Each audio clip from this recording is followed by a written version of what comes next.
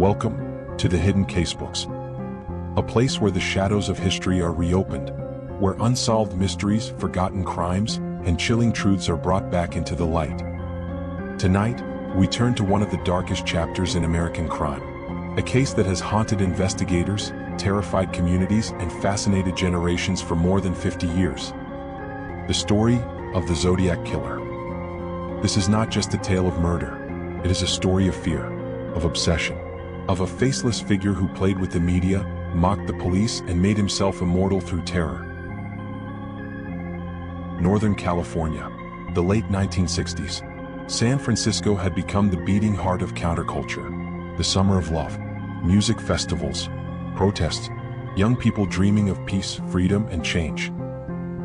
But beneath the glow of neon diners and the sound of guitars drifting from Haight-Ashbury, something darker was stirring. Crime existed, yes, but what was coming was different. This wasn't a robber in the night. It wasn't a jealous lover or a fight gone wrong. It was a predator who wanted attention. A man who wanted to be seen, heard, and feared. This was the birth of the Zodiac. Lake Herman Road, December 20th, 1968. It was a cold, quiet Friday night outside Benicia, California. Two teenagers, David Faraday, 17, and Betty Lou Jensen, just 16, were on their very first date. They drove along Lake Herman Road, looking for a place to be alone, away from the noise of the world. They parked. They talked. Perhaps they laughed nervously as young couples do.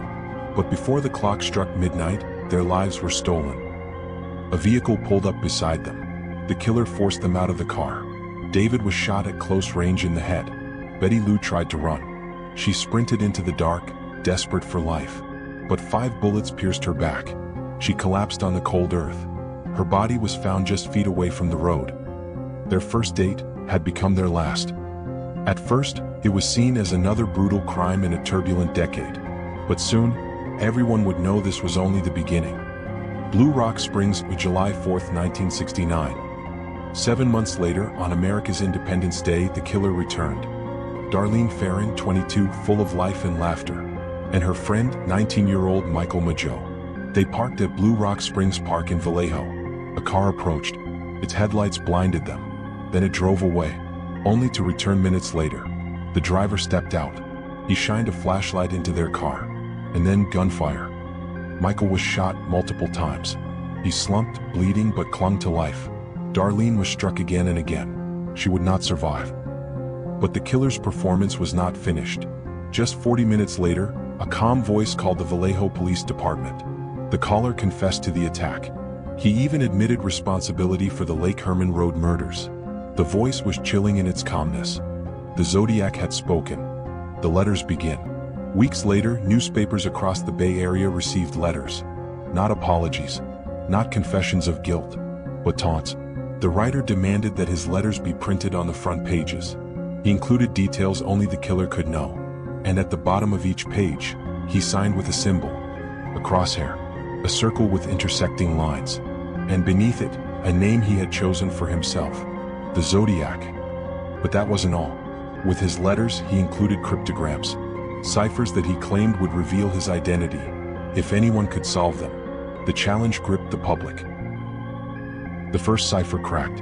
One of his earliest codes, the 408-character cipher, was solved not by police, not by the FBI, but by an ordinary schoolteacher and his wife. They spent nights poring over the strange symbols until the message revealed itself. But it was not a name, not a revelation. Instead, it was a manifesto of madness.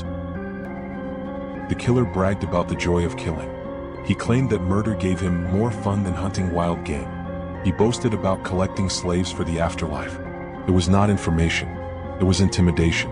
And the plan was working. Fear spreads across the Bay Area. By now, the Zodiac had transformed from a local killer into a regional obsession. Parents warned their children. Teenagers abandoned the back roads. Police were flooded with tips, sightings, false confessions. The newspapers published every word. The radio discussed every cipher. The Zodiac had become a household name. And he knew it. With each letter, each symbol, each taunt, his grip on the Bay Area tightened. But the killings were far from over. Lake Berryessa, September 27, 1969. It was a sunny Saturday afternoon at Lake Berryessa. Brian Hartnell and Cecilia Shepard spread out a blanket near the water. They read, they talked, they dreamed.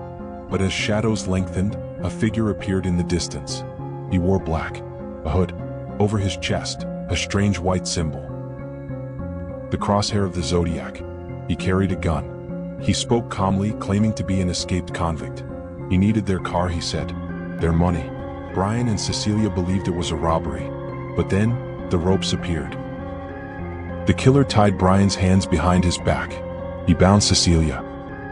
And then he drew a knife. Brian was stabbed 6 times. Cecilia was stabbed 10. They lay bleeding, helpless. Before leaving, the Zodiac walked to Brian's car.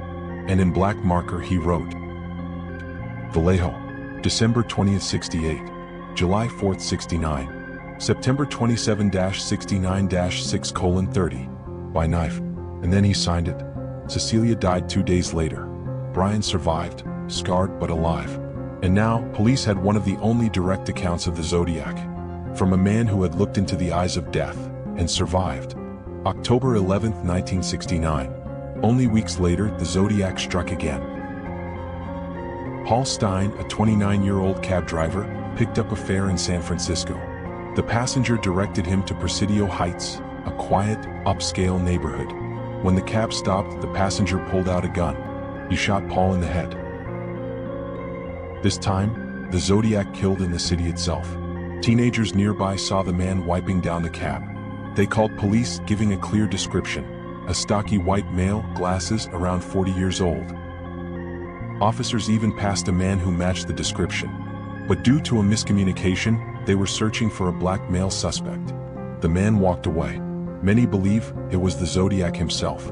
Days later, another letter arrived. Inside was a torn piece of Paul Stein's bloody shirt. Proof of the kill. Proof of the Zodiac's power. The letters continue. After the murder of Paul Stein, the Zodiac's communications became bolder. He wrote about bombs. He threatened to shoot children as they stepped off school buses. He mocked the police, calling them fools. Sometimes his tone was playful, almost joking. Other times it was furious. Always, it was arrogant. Each letter arrived with his distinct handwriting, his unique spelling mistakes, and always that haunting crosshair symbol. The world was watching. And that's exactly what the Zodiac wanted. Why he wrote, most killers try to hide their crimes. They flee the scene. They cover their tracks. The Zodiac did the opposite. He wanted the spotlight. He wanted power not just over his victims, but over entire communities. By sending letters, he controlled the narrative. He forced newspapers to publish his words. He made law enforcement dance to his tune. In criminology, this is the behavior of a thrill killer. Someone who murders not for money or revenge, but for the psychological high of control. And in that sense, every letter was a weapon. Over the decades, hundreds of suspects have been named. But one man has remained the most infamous. Arthur Lee Allen. Allen was a former schoolteacher. Fired for inappropriate behavior. Obsessed with weapons. He even owned a Zodiac brand wristwatch, with the same crosshair symbol. He lived near the early crime scenes. He often spoke about killing. Police questioned him multiple times. He passed a polygraph test. Searches of his home uncovered disturbing items, but never enough to charge him.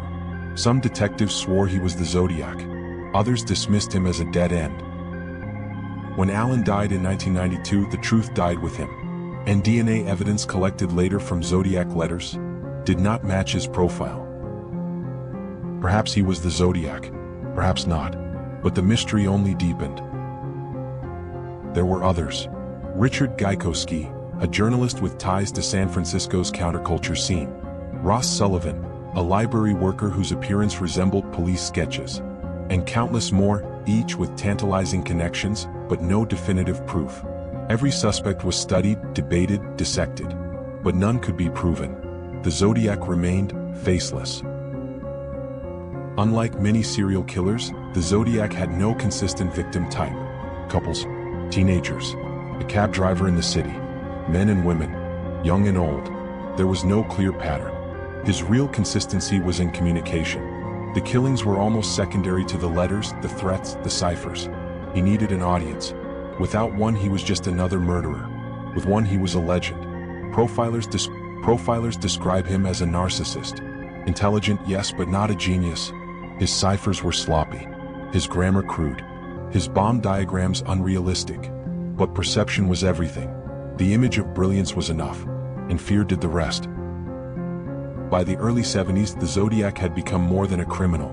He was a cultural phenomenon. Movies were inspired by him. Books speculated about him. Newspapers couldn't let him go. In Clint Eastwood's Dirty Harry, the villain Scorpio was modeled directly on the Zodiac. And decades later, David Fincher's Zodiac reignited the obsession, turning a new generation of viewers into amateur detectives. On internet forums, thousands debate his codes, his victims, his identity. The case has become a puzzle that refuses to be solved. The Zodiac is no longer just a man. He is a myth, a legend carved into America's darkest history. But behind the myths, there are victims. David Faraday and Betty Lou Jensen. Young love silenced forever. Darlene Ferrin, a vibrant young woman adored by friends and family. Cecilia Shepard, brave, intelligent.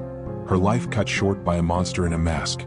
Paul Stein, an ordinary man driving a cab to make a living, executed in cold blood. And the survivors. Michael Mageau, living with scars and trauma. Brian Hartnell, forever linked to the day terror wore a black hood and a symbol.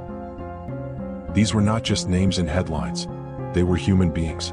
And their families live with wounds that will never fully heal. The Zodiac turned them into symbols. But they were more than that. They were lives stolen too soon. Why the Zodiac still haunts us? It has been more than 50 years since the Zodiac's last confirmed letter. Most agree he is long dead or far too old to matter. And yet, his shadow still lingers. Why? Because he represents the terrifying possibility that someone can commit brutal crimes, mock the world about it, and never be caught. Even in an age of DNA analysis, digital footprints, and global surveillance, his identity remains hidden. The Zodiac is proof that evil can hide in plain sight. That sometimes, the face of terror is the one you pass on the street. As I close this case, remember this. The Zodiac was not a genius. He was not a mastermind beyond comprehension. He was a coward with a gun, a knife, and a pen.